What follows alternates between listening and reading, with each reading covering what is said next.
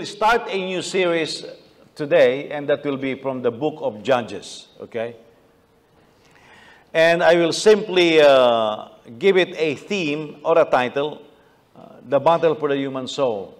And I think it's a relevant topic because when we talk about the human soul, we're talking about our personality. Most of our personality are not spiritual, okay, including the Christians. And I will show that to you in this series. And a lot of people who say they are making spiritual decisions are actually making very carnal decisions. And we will see that. We will start, of course, this morning introducing what the human soul is.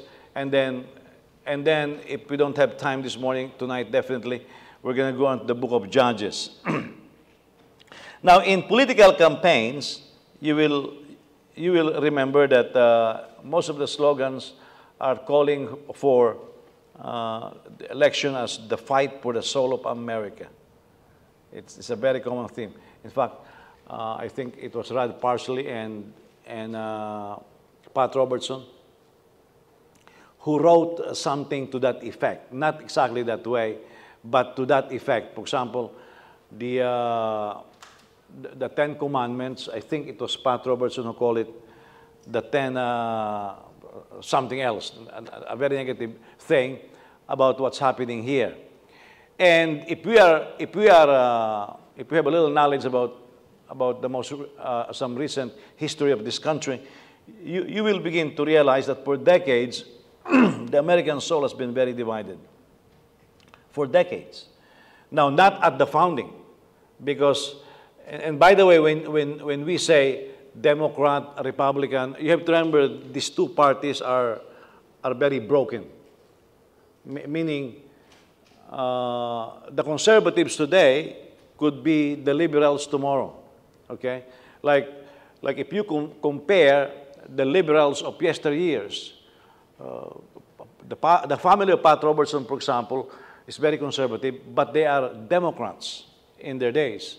In the 60s, in the 70s, they're not 70s anymore, but 60s, 50s, and 60s, they are Democrats. But his dad is one of the most conservative members of the House, of the Senate. He was in charge of the Finance Committee, and they are very conservative. And then something happened, they switch, they become liberals. And then when they become liberals, some Democrats could not handle it, so they came up with what we call as the Blue Dog Democrats. The Blue Dog Democrats will be mostly the Midwestern Democrats. They're very conservative. Obama annihilated them, okay? Remember Shustak, the chairman of the Blue Dog Democrats? He was a congressman from Michigan. He said, I will not vote for that Affordable Care Act if the U.S. tax dollars will be used for abortion. And Obama said, it will not be used because I will sign an executive order. And he even showed him the executive order. Well, after they got it passed, he said, I cannot go against the Affordable Care Act. So it resulted in Shustak resigning, retiring from office. And when Shustak, a Democrat from Michigan, retired, that was the death of the Blue Dog Democrats. There are still conservative Democrats today, but they are very silent. And so you can see from there the how do you call it, the broken American soul. Now, if we are saying that there's a battle for the soul of America, I think what we are saying is there is a battle for the soul of Americans. Because how can you fight America unless you fight Americans? Okay, so now when that becomes a case to us, then when they say there is a battle for American family, the soul of the American family is also broken. It's just like you're driving your car and it broke down. And you say, my car is broken down. It is broken down, but not really. You know, maybe it has no gasoline. So that's it. Everything else is functioning, but there is no gas. But everything else, but the lack of gasoline makes it to stop. Okay? some of you have broken cars and only to find out a sensor is broken. But everything else is okay. But the sensor is broken. That is the same thing with what we are talking about. When you say we are battling for the soul of America, it doesn't mean the whole of America is broken. There are just certain parts that affects the whole system. And they are very broken. And we can see this from decades. For example, in World War II, U.S. was very reluctant to enter the war theater in Europe. Very reluctant. Germany was showing signs of aggression. It annexed Austria, and then it took part of Czechoslovakia, and then it attacked Poland. But America refused to enter the war, only to find out that there was a deal made between Roosevelt and Hitler, that Hitler is not going to hurt Americans.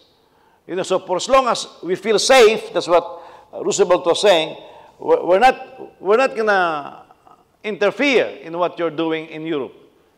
Well, until until Hitler entered France and danced on that very famous cathedral in Strasbourg.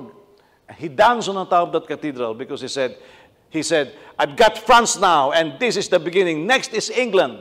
And they say, no, you know, they have this, that week, I don't know how they call it, Chamberlain. And what happened was, Hitler decided he will start attacking Great Britain. And even then, the U.S. refused.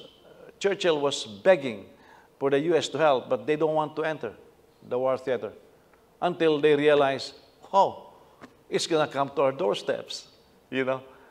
Now, can you imagine several nations already been affected, but that's how broken the American soul is. Refusing to acknowledge the obvious. Now, there you can make an application right away. If you refuse to acknowledge what is obvious in your life, you have a broken soul, okay? Same thing happened in the Pacific theater. There are intelligence reports that Japan had got a deal with Germany. Japan said, mine is the Pacific, yours is Europe, and they made an agreement.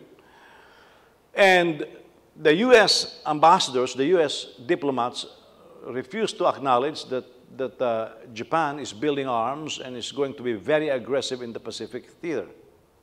Well, until Pearl Harbor was bombed. Do you know that there were intelligence reports that that is going to happen? And the president has been warned and warned and warned, refused to take action, okay? So finally, the war, U.S. entered the war, and what could have been stopped, you know? I have a book on the political side of the World War. It's called The World at War. And it did not take the military side, but just simply the political side of the war. And it's sickening how a lot of presidents, a lot of prime ministers knew what was going on. They keep blinding themselves, okay? And when you refuse to acknowledge what is obvious, it's the same thing. It's a broken soul. The Korean War, the Vietnam War, was marked by divisive opinions regarding what our generals see on the field. Our generals wanted to win the war, and they can win the war. But the politicians who's behind the desk refused to win the war. You see? That's why when I started having boys, I have always encouraged them to join, if they can apply in the military academy.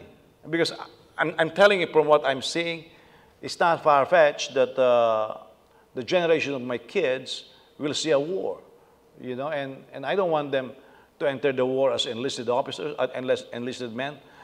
Enlisted men, they're sent to die easily. I want them to be sent as commissioned officers. They send people to die, you know, and after they die, they get promoted. So it's okay for me that way. But MacArthur was crying. He was saying, let me take China on, he said. Because if we don't take China on, in 50 years, we cannot take them on. That's what MacArthur said. He said, let me drop an A-bomb in Manchuria. He said, in 50 years, this is what General Douglas MacArthur said. He said, in 50 years, and he's a field general. He saw what's going on. He said, if we don't engage China right now, in 50 years, they will come back and we will not be able to engage them. That was prophetic. Yeah. And so 50 years later, China became strong, especially after Mao Zedong died, and his son decided, Deng Xiaoping decided that China will explore free economics. And when that happened, everything turned around. And, you know, and then you have the second Bush allowing China to join the World Trade Organization. That was it. And now they are in the Security Council, permanent member of the Security Council, and it's gonna, you cannot kick them out anymore, okay? So, what we have here in our present time are indications also of broken American soul, okay? Like for example, flag burning issue. Who's this Olympian, transgender U.S. Olympian? I thought it was bad. She said, my goal is to get a medal in the Olympics, Tokyo Olympics. She said, so that I can burn the American flag in the podium. After she received backlash, she said, oh, I was misquoted. No, you're not. You said it, you know. And then yesterday, did you hear what happened yesterday in the Olympic trials in Japan?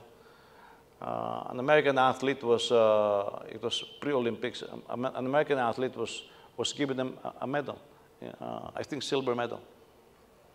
And while the anthem was being played, she turned around. She turned her back on the American flag. And then after she was called on it, she said, oh, I was trapped. It was a setup. This is what's going on right now. It's a broken soul. So the list goes on and on. And so this we can see in ourselves. I've been teaching you that man is a spirit, he has a soul, and he lives in a body. This physical body that we have is a shell. It's a tabernacle. It's a house. Okay? And this is what we have. It executes, it's in contact with the natural world. I see with my physical eyes, I can touch with my hand, I can smell, I can do a lot of things, operate in this natural world using this. The engine that really moves this is the soul. The soul will be the mind, the emotion, and the will. Now, after saying all of that, then we have other problems, okay? We have the problems, for example, of drugs and alcohol, especially those chemical drugs. President Duterte of the Philippines is receiving a lot of criticism from the human rights group and the world. I mean, basically, what you're seeing is panic. Okay, President Duterte found out that the top brass in the military, the politicians, were involved in drugs. They are the ones who are pushing it, you know, the meth. And the problem is it cooks the human brain. The effect of this is you have uncles raping their nieces, 3 years old. The worst that I've seen is a newly born baby, something like 3 weeks old, was raped. The reason is the chemicals of these drugs have altered the way the mind works. And it's irreversible because it's chemicals. It did something in the physical structure of the human brain. And it's so bad. And Duterte, when he was not president, he thought he knew. So he said, in 1 year, I will solve this. Lots of people died. But since last year, from his speeches, you will notice surrender. Because it's so, he called it narco-politics. It is so ingrained in the political makeup of the Philippines that literally you have to remove everybody so that it can be solved. And so and those drugs are coming from China. And so when you begin to see that, you will begin to understand a little bit of what Duterte was struggling in. So I think if you observe it, even in modern politics, you will see in and out, on and off, the acceptability of lying. It's a very broken soul that we are looking at. So I choose Judges because the above struggles that I just partially mentioned and explained is throughout the book of Judges. You're coming off Joshua. Joshua was a very great military campaign to take over the promised land. But at the end, it turned out only 2.5 tribes got their possession. You only have, and this was during the time of Moses. You only have 2.5 tribes taking possession of their properties. And then you enter the promised land. They got a couple of victories, and then a little bit more victories, and then they stopped. And the Bible says in Joshua, there are yet many lands to be conquered. They just stopped, you know. And then in the book of Judges, here you enter, they're saying, who shall go before us? Joshua just died. Joshua just died. And now they enter into the arena of the Judges. And then all throughout the book of Judges, by the way, have you guys read the book of Judges? Okay. I'm mentioning this because I'm going to the whole thing in summary. But you will find that they'll be under people that they should have dominated. And they'll be under for 20 years, for 17 years, for so many years. And then they will be crying out to God. They'll be asking for somebody to help them. A judge will come. But even the judges, especially this guy named Samson, some of these judges, you can really see the grace of God in using people, because some of these judges, they will not even qualify to become ministers in the New Testament. Yeah. And so, what you have is a desire to serve God, and then they're being pulled back by their soul. You will remember in the times of Gideon, he was threshing wheat in a wine press. Well, you don't thresh wheat. The way they thresh wheat is the wheat will be on the floor of a threshing floor, and there will be something in the middle being pulled by donkey, and it will thresh the wheat. Well, he's putting it in the wine press, where grapes are being stepped on, so that they will produce the juice, and the juice will come out, you know, in all the process of producing wine. Why? Because nobody will expect that you will thresh wheat on a wine press. What? He's scared. And especially the name Gideon, it means dangling, barely hanging in there, you know, like those dangling earrings that when you see somebody wear, you want to pull out from, because they're very tempting, just dangling. It can fall off any time. Yeah. And can you imagine if that is the history of Israel, and if that is the condition of the church or of families? Barely making it. Now, some of us feel that way. We're barely hanging on in there, you know. No strength, that if you take the thing, it will fall off. Sometimes we describe personalities that way. That we say, oh, he snapped, he finally snapped. You know, the proverbial straw that finally breaks the camel's back. You're carrying so much weight that just one more straw and you will break. You know, that is a broken soul like that. So before we go into Judges, let's just look a little bit and understand the human soul, so that as we progress in this study, you will know exactly where I'm coming from and what we're talking about. By the way, even some Christians today, if you look at some theology books, they don't make a distinction between soul and spirit. The Bible makes distinction. They don't know that there's a difference, okay? Look at this, 1 Corinthians 2:14. Those who, I'm reading from the NRSV, because the CSB, the CSB version is not a good translation of this verse. those who are unspiritual do not receive the gifts of God's Spirit. Now, that's a very strong statement. If you are unspiritual, you don't receive the gifts of God's Spirit. So people are asking, how come I can't operate in any of the gifts? Well, you're unspiritual. It cannot receive. Not that God doesn't want to give, but it cannot receive the gifts of God's Spirit. Why? They are foolishness to them. Can you imagine the gift of faith? You ask people right now to live by faith, they don't like it. Why? Because they are carnal. They can't receive it. They can't receive the facts of God's words. And they are not able to understand them because they are spiritually discerned. You see, the moment you say, I don't get it. Why will you live by faith? Why will you do this? Why will you obey God? I get it that you don't get it. Because a person who is unspiritual cannot understand them, cannot receive them. So when you're teaching words of faith and people say, that's not true, I cannot receive that, I understand that fully because the Bible says you are unspiritual. And only spiritual vessels can receive that. Now, the word unspiritual in the NRSB, those who are unspiritual, I think NIV used the word carnal.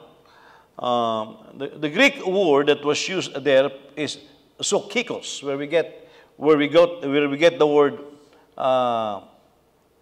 psychology, okay, psychiatry, psychoanalysis, psychic, psychotic. That's where we get it from. Okay, sokikos. All these disciplines. now think about this. Psychology, psychiatry, psychoanalysis.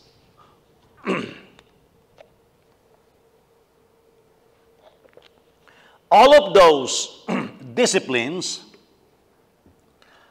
are unspiritual. Okay? This is what the Bible says. They are unspiritual. Meaning, all these disciplines do not come from a born-again, supernatural nature that God puts within us. That's why I don't like the term Christian psychology. What happened there is a psychologist became a Christian. He became a Christian, not his psychology.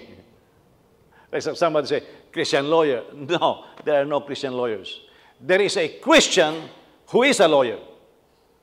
Okay? Christian salesman. No, he's a Christian who is a salesman. A lot of this marketing strategy is very ungodly. I mean, they're cutthroat, you know. And it's very murderous. So only the person became a Christian, but not the discipline. Okay? So there is no such a thing. I don't believe in Christian psychology. I believe in a psychologist who became a Christian. Why? Because even if you become a Christian, your training is still Freudian or Jungian or any other psychology experts. It's just like an engineer. You become a Christian, but there is no Christian engineering, you know. So why apply to other disciplines? So I want you to make those distinctions because in the field of psychology, psychiatry, and psychoanalysis, that is not born-again origin. In fact, the very root word says it's unspiritual. So the best wisdom that these disciplines can offer is carnal, not from God. Okay, the best disciplines, and sometimes we are amazed by them. Well, the best thing that they can offer is unspiritual. Okay. Now James saw the sharp contrast between the soul and the spirit in the world, not word, but in the world of wisdom or wise living. Let's because you say, well, that person is very wise, you know. Look at the world of business. I mean, some of these people, I think in 1 week, who is this guy, the owner of Amazon, made something like $7 billion in a couple of weeks in the midst of COVID. And people are saying, crying out foul. Well, he's wise in that regard. Now, I'm not saying it is right, but I'm saying he's wise. You know, he understands how to navigate through these things. He knows how to make his money multiply. We call it wise living. But that is not what the Bible calls wise living.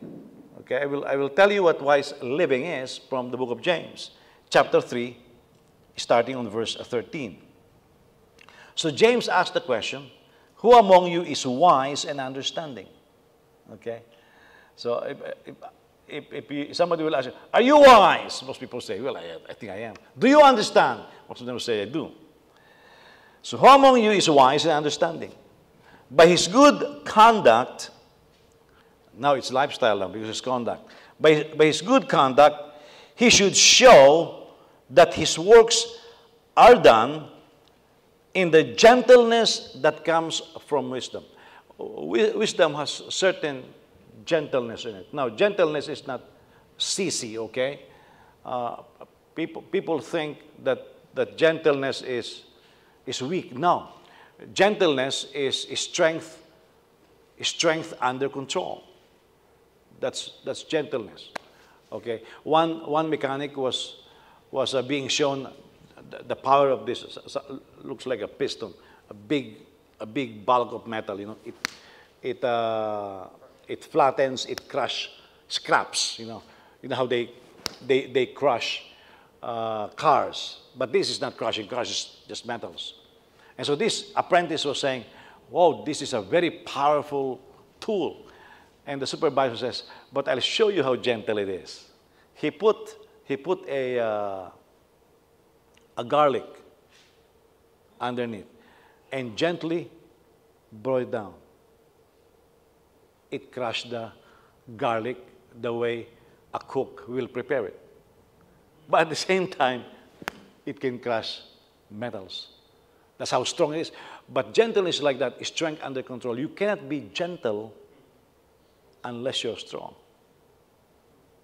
Okay? Because some people don't need to be gentle, they're just weak. You know how some people say, well, I cannot carry that. He's already old, I can't carry that. Not because he's gentle, he's just weak, he's sick. You see? So some people that we call gentle are not gentle, they're just weak. Because for you to be gentle, you have to be strong. Okay? That's why you need to be gentle, because you're strong. Okay? So it's like well, James was carrying a baby this morning. Well, he can carry a baby. But James can walk you, you know. I'm talking about my James. James is strong. He's been helping me a lot in what I'm doing, and that boy is strong. You know, he can lift things which some people could not lift, but he can carry a baby. He can be gentle because he has strength. If you are not strong, you cannot be gentle. Okay, so a spiritual person is gentle. But if you have bitter envy, look at this. If you have bitter envy and selfish ambition in your heart, don't boast and deny the truth. Such wisdom does not come down from above, but is earthly and spiritual. Sukikos.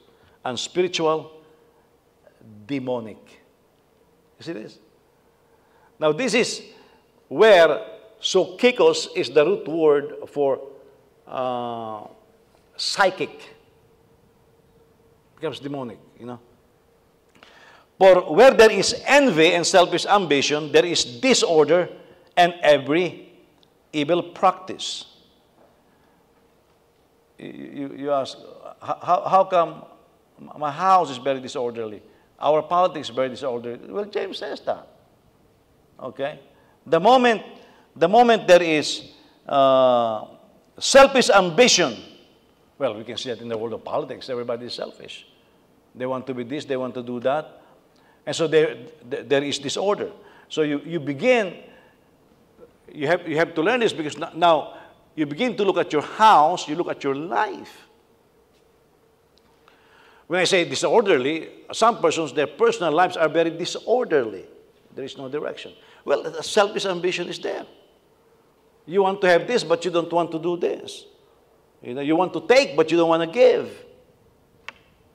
But the wisdom from above is first pure, then peace-loving, gentle, compliant, full of mercy and good fruits, unwavering, without pretense or lack of hypocrisy. And the fruit of righteousness is sown in peace by those who cultivate peace. Again, here from what I read, the word unspiritual in verse 15 is the same thing as in 1 Corinthians chapter 2, verse 14. The soul, the human soul, can easily be dominated or possessed by the world of the devil. Yeah. There's this guy, James Morocco, and Derek Prince. They don't casually use the word demon-possessed. They believe in it, but they don't casually use it. They believe that the more appropriate rendering is demonized, okay? Or heavily vexed, heavily influenced. Now from that, you can tell that I think, well, the spirit is dead. Because of the fall, the spirit is dead. Okay? When a person is demon-possessed, the mind, the emotion, and the will is demonized, vexed by the devil, control. That's why you may know what is right, but you cannot do it. Yeah. You're weak. There's no strength in your soul. And a lot of Christians fall under this. It's not the lack of information or knowledge or wisdom. It's the lack of strength. And the devil will capitalize on that and dominate what is weak. You see? You can only be dominated when you're weak. But when you're strong, it'll be difficult to dominate you. So a spiritually strong person cannot be dominated by the devil. Okay? Difficult and cannot be possessed, of course. So now, how do you make your soul strong? You have to allow your spirit now to dominate you. Yeah. If you cannot have your spirit to dominate you, your soul will continue to dominate you. James tells us in detail what spiritual life and what soulical or carnal life is. So, it is this soulical or carnal life that Adam had after the fall. He was very spiritual, then he became carnal.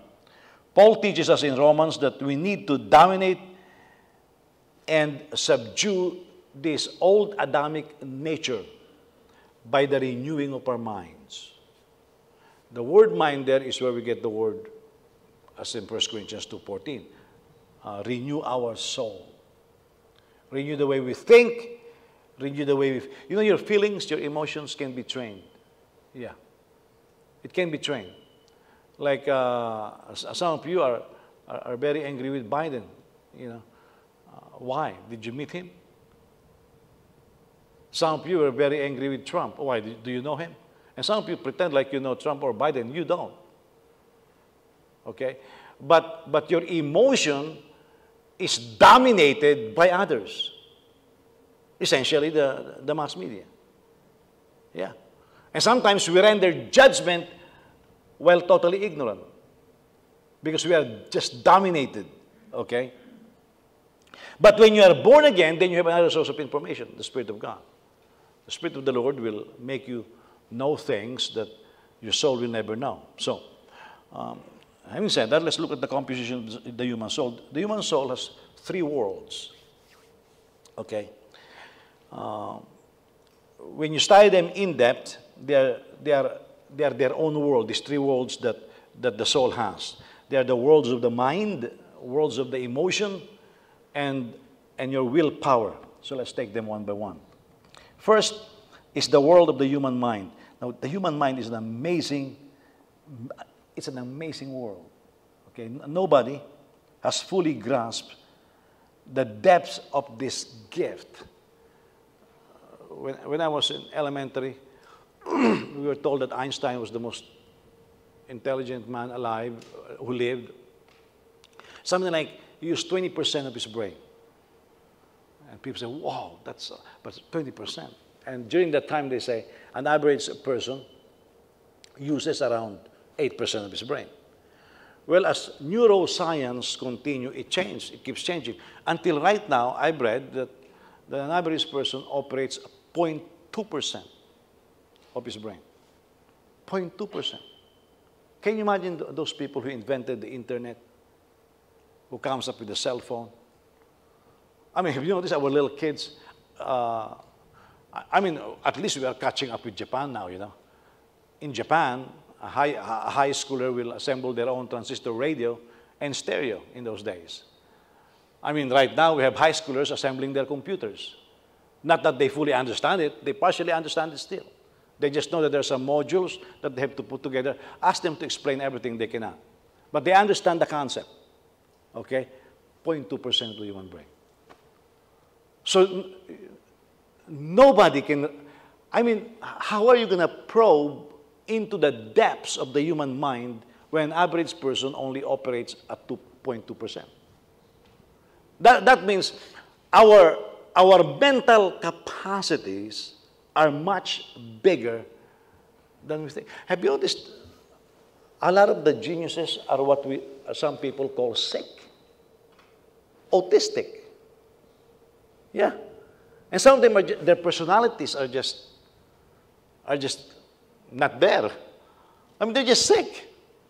There's this, I don't know if he already died. His picture is very famous. I think he's paraplegic or something, but he's a genius. A lot of this, and you probe deeper, you study them. Sometimes something happened to them. Like, I think I told you some time ago, the authority in visions and dreams. He is epileptic. And every time he has an epileptic seizure, he sees things. You know? And so they told him, you're sick. And they put him in the psycho ward. And he said, no, I'm not sick. So they put him in the psycho ward. And he realized, he said, every time I have an epileptic seizure, I have these dreams. He was the one who found out that we have a dream gland, you know, something in our brain that triggers visions. But what triggers him is his epileptic episodes. And so what he did is he behaved himself in that, he studied, and earned a PhD.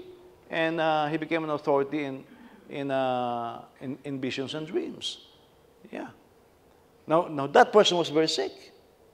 You see, do you know that famous book, Purpose-Driven Life? Rick Warren is a very sick person. He's full of energy, he's very sick. He's under heavy medication. He could not sleep. He wrote that book, I think, in 2 or 3 days. Yeah, that book that sold 2 or 3 days. He told us that, he said, I could not sleep. So I came up with this idea and wrote the book. He said, this is the fastest book I have ever written, he said. 2 or 3 days, finished it, submitted it to the editor, and because the guy is sick. He could not sleep. He said, and he said, I have tons of energy. The guy reads something like 3 to 5 books every week. He said, I have to do something because I'm just awake. And he said, if they don't give me medication, I'll die because I will have no energy. So his energy is coming from medications. Yeah. And the guy is very, very smart. Yeah. Now, that world is where we get the inventions, the world of the mind. It's where we get the inventions, innovations, improvements. This world basically operates on the human mind, the world of the mind. Now, the second is the world of the human emotion. Now, the world of the human emotion is a very unruly world at times. It can be very confusing. By the way, sometimes you don't even know when the mind ends and the emotion begins. You see, some people say, well, I thought about it. No, you did not. You're just very emotional. The distinction, when people say, well, I'm thinking about it. Well, you're thinking about it, but your emotion. Can you imagine a young lady? Somebody will court you. The guy has no job, could not finish school, and lazy. Basically useless. And then your parent says, wake up! What kind of life are you going to have with him? And you say, yeah, but I love him. You're very carnal. Your emotion dominates you. And that's why I like the Bible, you know. When a person is of age, the dad will look for a wife or a husband. And I look at that and says, what happened? Well, they have a very strong spirit. Their emotion does not dominate them. You see? Now, our world is very much dominated by our emotion. Oh, I like that shoes. I like the red color. Mommy, bring me to the store and I'll buy a red color shoes. They found the red color, not that shade, a different red. There's no more. Can this not work? But they're emotionally attached to it. They could not think anymore. You see? They just could not think anymore. So the world of emotion is very unruly. If you don't get a hold of your emotion, you're going to be topsy-turvy. You're going to be a mess, you know. And again, as I said, sometimes really we don't know when the emotion begins and the thinking ends, and vice versa. So a lot of the people will be fighting over nothing. Why over nothing? It's just emotion. You know, I remember when Joseph was buying his car, he was going back and forth with his mom. And you can tell Joseph was already annoying his mom. His mom is my wife, okay? So, and I know that that she's very annoyed. And you can tell Anne is really, and Joseph will tell him, Mom, this and that. She will just not listen, you know. And they went at it like a cat and a mouse. And then after a couple of days, Joseph said, well, I thought about it. Mama is right. What happened? Emotion ended. Emotion ended. Mind begins. Most people cannot do that. Yeah. That's why you're already entering into hell and your emotion still prevails. You see? And what happened is you're no longer thinking. There will be a time of chaos wherein that two will collide. But you've got to separate them. If you don't separate them, the bad and the right decisions may get mixed up and you will not be able to analyze it. This is also, the world of emotion is also where we have the world of fun. You know, we laugh because of our emotions. We don't laugh because, have you noticed when you think it's funny, the laughter is different. It's a bad laughter because I think it's funny. Might as well frown, you know, don't laugh. But when it's coming from your emotion, it's a real fun. Your emotion is a world of fun. And also, your emotion is where you get your anger, your fear, acceleration. Yeah. So when you are very angry, you're becoming very emotional.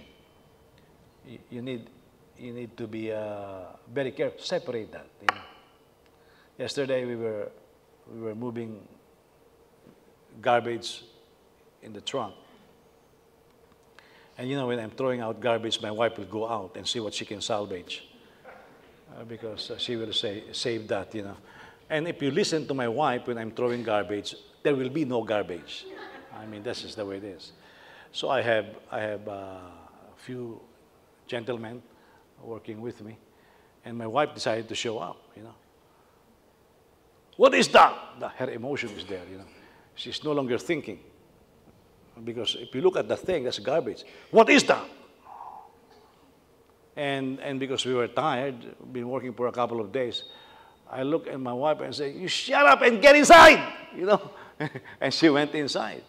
And after I told her, you shut up and get inside, I gave her a call and says, and by the way, I need some water. And she said, you want some ice on it? I said, yes. And Joseph said, that is sick. He said, you're just angry, and then you're asking her for water, and she actually gave you water. We can separate our soul from our spirit. I can separate my mind from my emotion. Yeah. I don't like this, and I don't like it. But you separate your mind. Okay? Now, if you cannot do that, I'm telling you, you'll be a mess. Yeah. I thought it was funny when Joseph said, that is just sick, he said. You're just screaming at her, and then you're asking her for water, and she actually gave you water. We can separate that. Most couples can't separate that. Yeah. Because they did not take the time to understand their constitution. You have to take time so that you will not kill each other, okay? So the first world is the world of the mind. The second is the world of emotion. We're talking about your soul. The third is the world of the human will. This is your willpower. Oh, it is a remarkable thing. Do you know that there are some who are already defeated before they even enter the arena? Yeah. The will is gone. That's why Gideon said, those of you who are afraid, go home. Remember the Gideon 300? Those of you who are afraid, go home. Why? There is no more will. If you lack the will to fight, you already lost. Okay? You already lost. That's why some parents could not discipline their kids. They have no willpower. They're weak, and they already lost.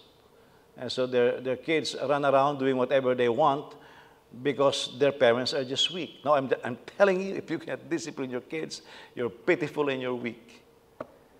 There is just no willpower there. You need to have willpower. Yeah. Amen? That's in the human soul. Yeah, so, this willpower, if you have this, you will think of doing things that others will not. I was watching a fight, MMA fight, and I thought this guy is bleeding down. I thought this guy lost it already, and I was thinking to myself, throw in the towel, you know. I think there are 3 rounds. This is just first round. But the commentator keeps saying, but don't undermine him. This guy can will himself to win. I have seen it, he said. He can will himself to win. So second round, the guy still talking. And then on the second round, you thought he was just backing off. He turned around, kicked the guy, hit him in the jaw, fell down. He won. The guy who lost doesn't have blood. The guy who won is blooded.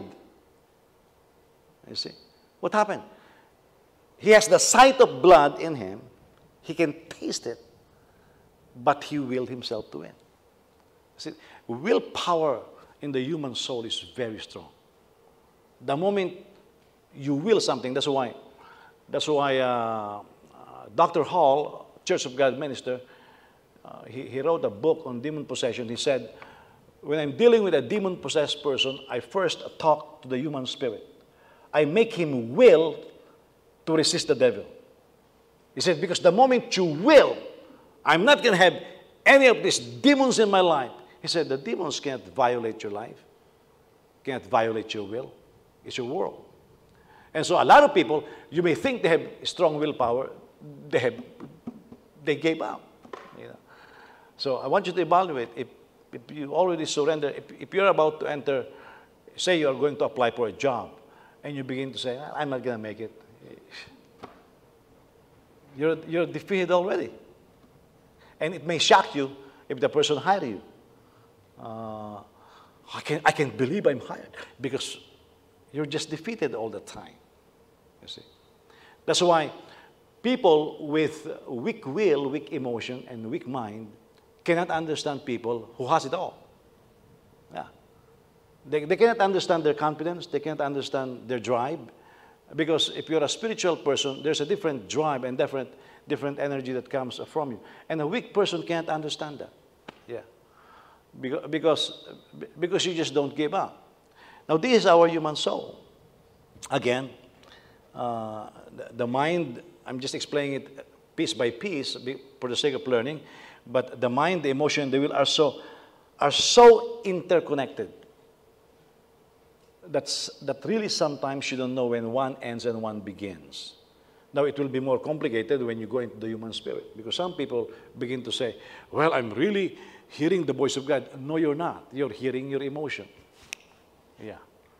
Because somebody is already showing you from the scriptures some logic, and you refuse to look at it. And you think you're spiritual. No, you're not. Because sometimes they are so interconnected, you don't understand where one begins and where one ends. Now, let's look at the interplay of the whole human person. That old apostle, he's already gone to be with the Lord, Smith Wigglesworth. Very well known. But he is well known for saying this. People used to look at him with a strange look.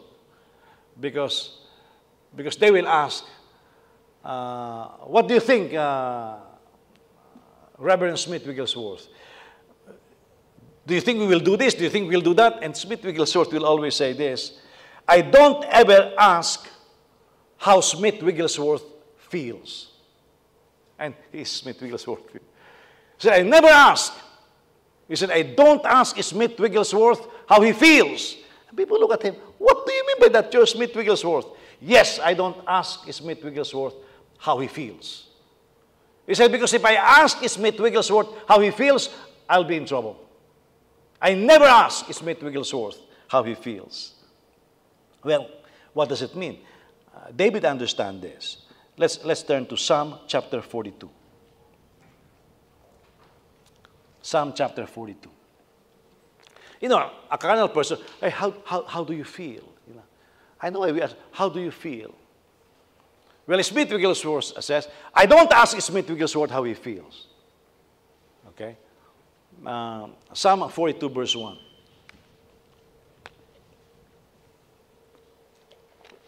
By the way, according to Dodie Austin, he said the worst question that you can ask a patient you are visiting in the hospital is, how do you feel? I mean, the guy is under IV, you know, band-aids all over, and you're asking how he feels. Think a little bit, you know, he feels bad already, and you're going to ask him how he feels. Psalm 42, verse 1. As a deer longs for flowing streams, so I long for you, God. I thirst for God, the living God. When can I come and appear before God? My tears have been my food day and night. While all day long people say to me, where is your God? I remember this as I pour out my heart, how I walked with many, leading the festive procession to the house of God with joyful and thankful shouts. Why my soul, look at this. David was talking to himself. Why, my soul, are you so dejected? He's asking himself, why are you so dejected? Why are you in so much turmoil? Put your hope in God. This is David telling himself, put your hope in God. For I will still praise Him, my Savior and my God. I am deeply depressed. Now that's the soul. Look at David. I am deeply depressed. You know, some Christians will tell you, don't say I'm depressed. Well, David says, I am deeply depressed. So it will not work for David. Okay? I am deeply depressed. Therefore, I remember you from the land of Jordan and the peaks of Hermon from Mount Mizar. Deep calls to deep in the roar of your waterfalls. All your breakers and your billows have swept over me. The Lord will send his faithful love by day. His song will be with me in the night, a prayer to the God of my life. I will say to God, my rock, why have you forgotten me?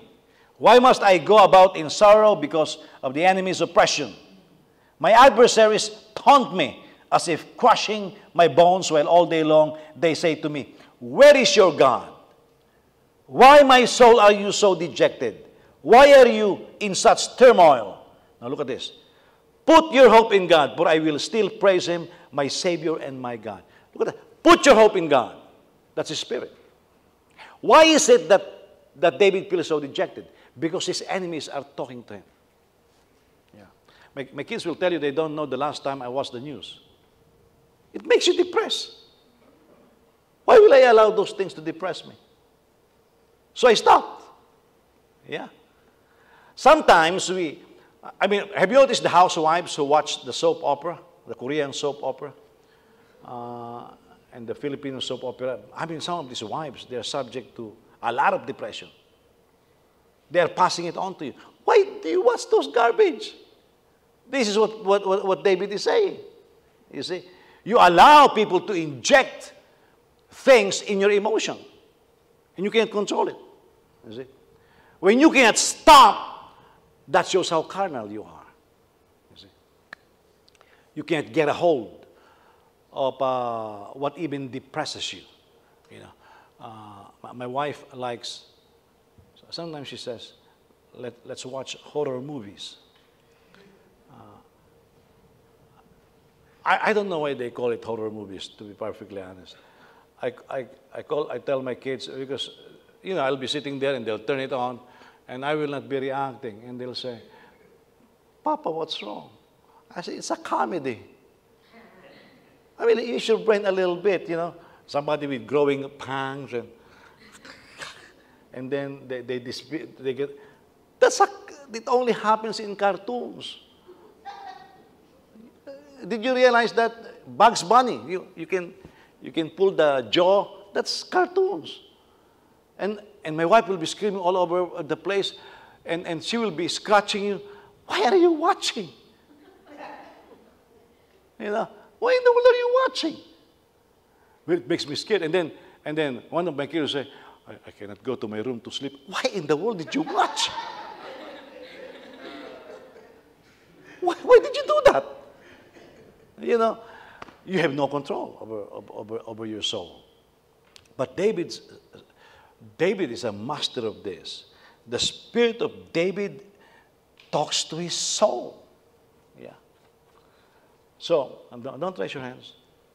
If you are depressed this morning, look in front of the mirror and talk to what you see. Why are you depressed? Put your hope in God. He's commanding himself. That's a separation of the soul and the spirit.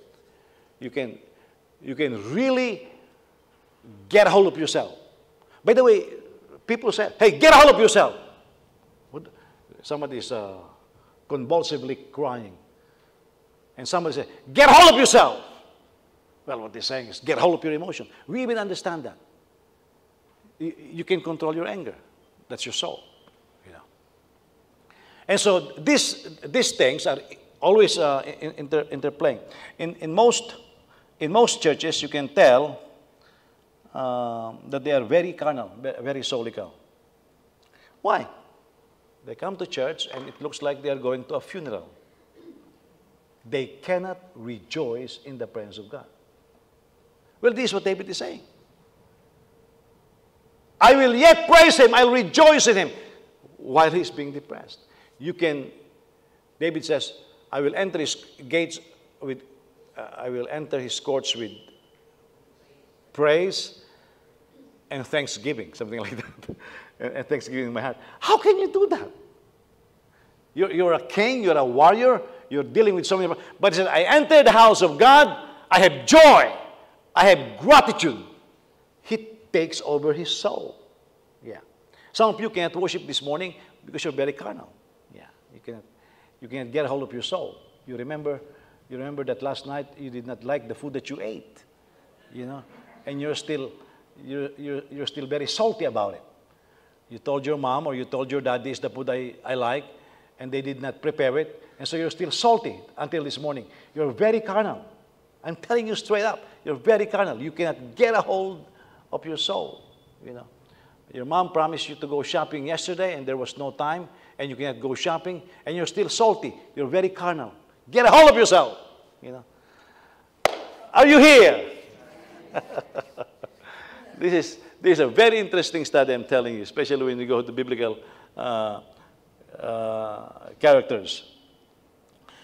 This also tells me that depression and sadness are not from heaven. Because again, David was telling his soul, rejoice and hope in Jehovah. You see, depression and sadness is not from heaven. The kingdom of God is righteousness, peace, and joy. Look at that. Righteousness, peace, and joy. Now, let's take peace. A lot of people can't sleep. Yeah. I think one of the things that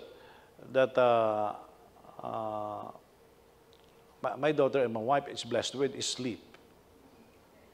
I mean, my wife can be very, very tired. DJ can be very, very tired of studying. And there were times DJ will only sleep for 1 hour, 2 hours because of study.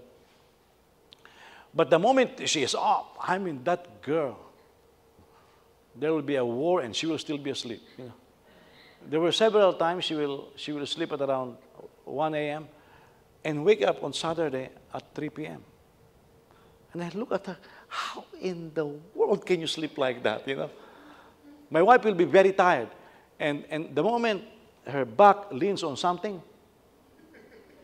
that's it, she's out. Just out. I remember after we got married, I was driving from Virginia Beach to Chicago. And I told her, I can drive, I said, without sleeping. I said, for as long as you keep me awake. So I had a bucket of ice. No, peanuts makes me fall asleep because you get full, you know. So peanuts and chips, it makes you sleep because your stomach is being full. So I told her, get a bucket of ice. So we have a bucket of ice and a towel. The moment I'm sleepy, I will ask for that cold towel, and you smack it on your face, it wakes you up, you know, right? So my wife says, okay, just tell me, and I'll give it to you. So I was driving 30 minutes, I'm feeling sleepy. And give me the cold towel. Huh? I said, give me the cold towel. Huh? Okay. So at least she recovered and gave me the cold towel. 30 minutes later, I'm sleepy again. I said, Anne, she was still, and that woke me up. I mean, that's really comedic.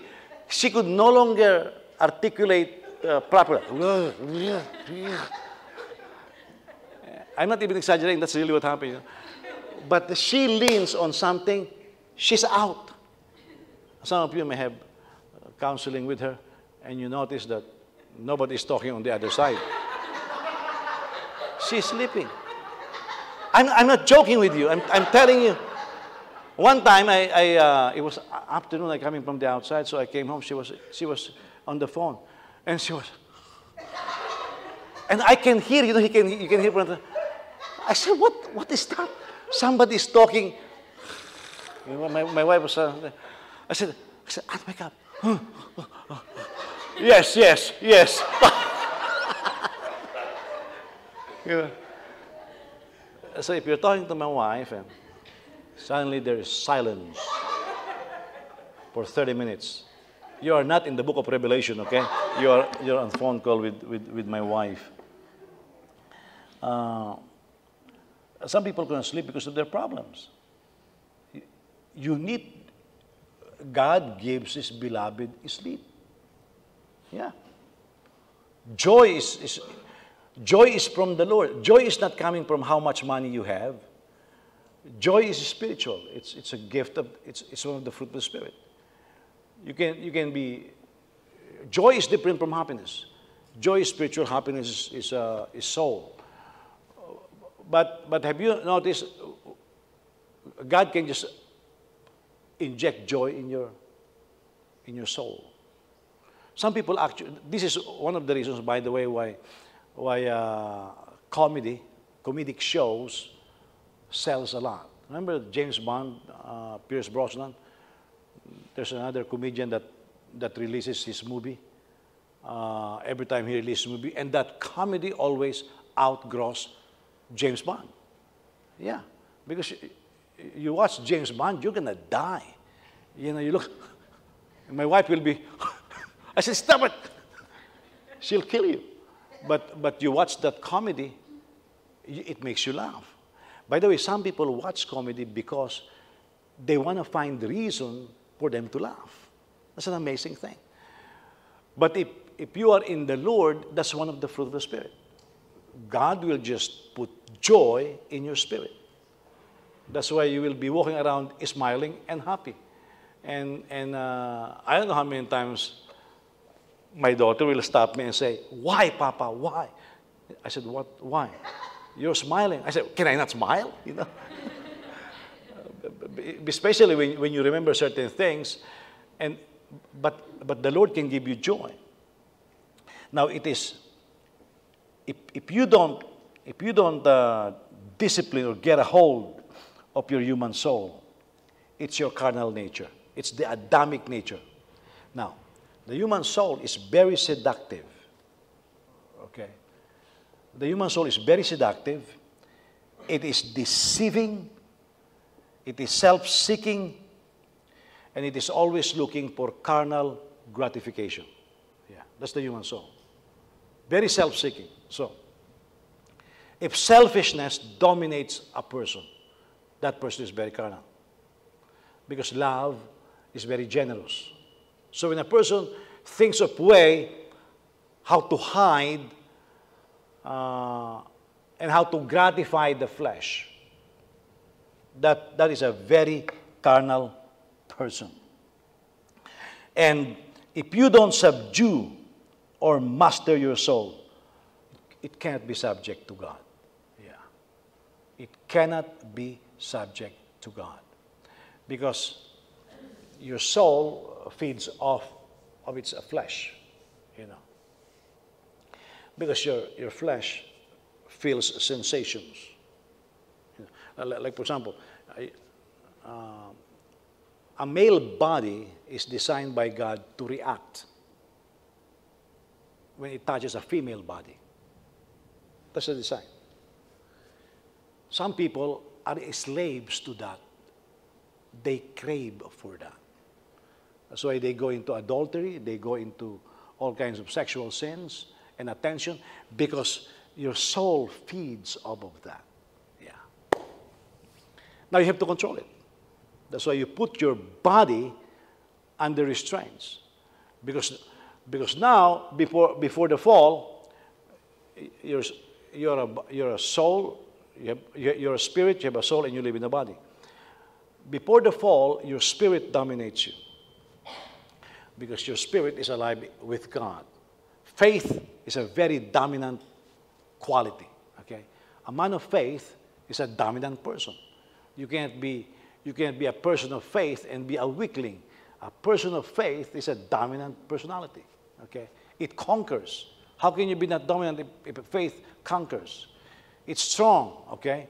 So, what happened is, after Adam fall, Eve entertained this idea, you'll be like God. You know, it's self-interest. That's the soul. It kicks in. And so because she gave into it, she fell. Adam is different. No. You don't have to be tempted to sin. People think you have to be tempted. You don't have to be tempted to sin. Why? Because Paul said, Eve was tempted, Adam was not. Okay? Adam was not tempted. Why did Adam fall? His emotion. You see this? Look at this. Satan got a hold of the mind of Eve, you will be like God. That's the mind. Okay? Now listen to this. Satan got a hold of the emotion of Adam, not the mind. Yeah? The emotion. Eve gave him the fruit. It's not an apple. It's a fruit of the knowledge of good and evil. That's a long name. What's the name of the tree? Tree of the knowledge of good and evil, okay? It's not apple. The name is given there, okay? Don't insist it's apple. It's the tree of the knowledge of good and evil. What's the name of the fruit? Knowledge of good and evil. That's the name of the fruit. Don't come up with apple here, you know. So what happened was he was emotionally attached to Eve now. You see, Satan got a hold of the mind of Eve. Satan got a hold of the emotion of Adam. Do you know that if a man becomes very emotional, that's a wreck right there. Yeah. That's why he wasn't tempted, he just sinned. And if you don't get hold of your emotion, especially the men, if you don't get hold of your emotion, it can put you in a whole world of trouble. How much trouble? To the extent that you will deny God his proper place. Adam denied God his proper place. Some men, because of lust, abandoned God. That's Bible. Yeah. So now let me ask you this question. What dominates you? You know, for some people, they are dominated by their lust, by their mind, by their selfishness, by their all kinds of things. But those are all solical, you see. Now, the army of Israel was marching under Saul. And Goliath stood up. Now, I'll show you the separation. Goliath stood up and said, "Bring me your champion. If he wins, we will be under you. If I win, we will be under us." Here's this guy, maybe 7 feet, 8 or 9 feet tall. Maybe he's around 7 feet tall. That's average height during that time is around 4'8". So this is around 7 feet guy, you know, 4'8" to 5'2". So here is Goliath, big, muscular guy, man of war. It's an unfair fight. You see, he is very carnal. He's a natural man because he looks at his physical specimen and he said, "I'm the biggest dude out here." He said, when Joseph is bragging to Joel or James, Joseph will say, "Have you seen the size of my thighs?" Joseph will say, "It's the size of your body," you know, and they will be laughing. Well, Goliath is looking at everybody and says, "Man, I'm this physical specimen." He looks at those Israelis and he said, "None of them, even Saul. Saul is tall, dark, and handsome. Even Saul can't defeat me. I know he's the champion. I'm bigger than Saul." You see, that's a very carnal thinking, you know. He was just looking at his physical specimen. Well, here comes Saul. Man, that guy is big. He's analyzing too much. Maybe if he punched me, it will be around 2,000 psi. He said, "No, I can only give 100 psi. I'm not going to win." He's very analytical. You see, the brothers of David, no way. The generals of Saul, no way. That guy is big. I cannot win. They forgot so many things. They forgot God. You see, because they are so much into their thinking, they forgot God. They forgot that is an enemy of God right there. Well, David came. This guy is around 14 to 17 years old. The only thing that he was carrying all his life at that young age is a sling, a staff, and a rod for shepherding. He never held a machete. You know, he's holding a sling, a rod, and a staff. And he looks at that giant, and he heard something. He heard something. First of all, he heard that this guy is mocking God. Woo! You know who heard the mockery of God? His spirit. Your soul cannot hear it. Yeah. Your soul cannot understand mockery of God. That's why you have people in your family cursing left and right. It's okay with you because your spirit is not listening. I want you to understand this. Okay. When you're having sexual jokes and it's nothing to you, your spirit is not functioning. It offends me. I hear it in my spirit. You can't be joking around me about womanizing. My spirit is offended. Human soul will not be offended by that. A carnal person will not be offended by that. David heard something. This guy is mocking God. It's not his soul, it's spirit. This is a little boy. How old are you, James? He's probably older than David. He's probably as tall as David. Maybe a little bit taller. I know, because I'm taller than David. You look at a kid like that, and you look at an Arnold Schwarzenegger. If you're using your soul, if you're using your head, you're not going to fight. But he heard something in his spirit. This guy offends my spirit. Not only did he gather that, he said, this guy offends my God. And he started asking for, well, I'm going to kill this guy. That's what he said. His heart cries out, his spirit cries, I'm going to kill this guy. And his soul kicks in. What's the reward? What's the reward? What's the reward? Or the king was going to give his daughter. Oh, really? Maybe he was thinking, who among the daughters? If it's an ugly one, I'm not going to kill this dude, you know. But it's the pretty one, I'm going to kill him, you know. So he realized it was the pretty one, you know. So I said, and his brother says, what are you doing here? Now listen, this is what the brother, what are you doing here? What's going on? They're bigger than David, more muscular than David. They're listening to their soul. They could not see the giant in David. If they can only see the spirit of David, the spirit of David is much bigger than Goliath. Yeah, Goliath is a little ant. He's dead. Why? He doesn't have God. He's a little ant. David was the real giant, but it was his spirit. Do you know that you guys are bigger than your enemies? Yeah. But you're so blind you couldn't see it. When the enemy pops its head, you cow out. Because you're so blind. You're solely cow. There is no temptation that you cannot overcome. There is no enemy that you cannot defeat if you just see your spirit. You see?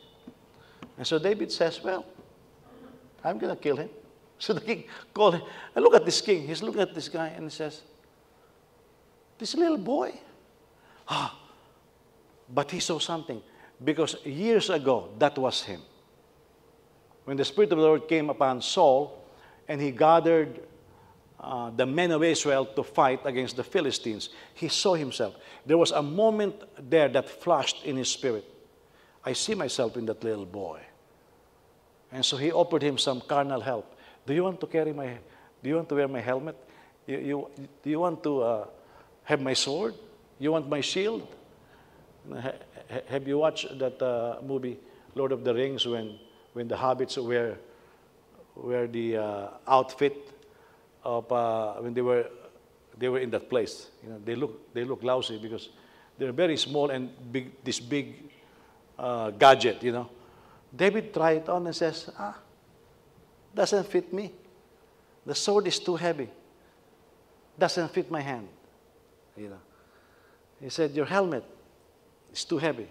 Can't move around. He was not looking at the enemy. You see? A modern soldier right now will have that heavy bullet vest. He's scared. He can be shot. He's got this bullet deflecting helmet. He needs to be protected. He's scared. He can be shot. He carries the biggest gun because he wants to outgun his opponent. He's scared. He will be outgunned. All of this is out of fear, you see. But David says, they're too heavy. He doesn't mind not having those protection because his spirit is big. He said, that dude is mine. You know. And he took a sling. People interpret, why 5 stones? 5 means grace. No. He took 5 stones because if he misses, there's another one. If he misses again, there's another one. He can run around perhaps. If you miss again, if you miss 5 times, you're dead. I mean, sooner or later, Goliath will catch up with you. So he said, I'm gonna take 5 stones. That's enough. You know, a shepherd in those days, you can hold a hare, they say, and they can hit it with a slingshot. A Benjamite, most especially. So these are sharpshooters. And he realized he could not just kill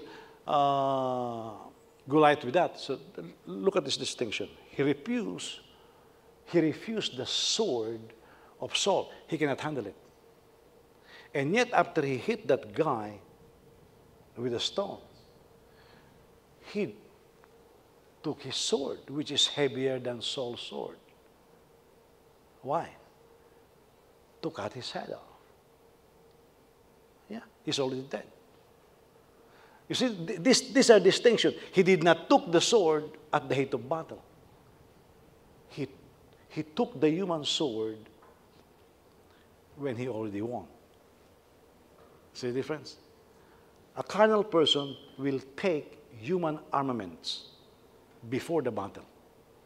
A spiritual person will take spiritual weapons before the battle and use what the enemy intended for evil against them. These are different outworkings. If we cannot make this distinction between our soul and spirit, we will be walking around thinking we are spiritual. You know, I have seen a lot of people make foolish decisions, and they say, "Well, I pray to God." Yeah, but you don't know how to make a distinction between the voice of your spirit and the voice of your soul. Yeah, I mean, the illustration that I have with my wife may be funny, but that is a regular thing between me and my wife. We will be arguing vigorously over something. We will be raising our voices. And after that, we'll say, well, it's time for lunch. Let's eat. Separation between the mind and the soul. And I can be going to church and pray. And I can be ministering like this. You see? Why? Because I was just screaming at her yesterday because of the garbage. But my spirit is clear. I can fully minister. You make a distinction between your soul and your spirit. You know. Now, as we study the book of Judges, you will begin to see this struggle in the life of these judges, in the life of Israel. And I'll be able to start that tonight. But I will show you. I will show you that the picture of Israel in the book of Judges is like an unfaithful spouse. And God is the faithful spouse. Okay? And that unfaithfulness is fueled by his solical nature, the Adamic nature. And I'm hoping that throughout this series, you will be able to evaluate how you make your decisions. Yeah. How you process information. And you will be surprised. Okay? Amen?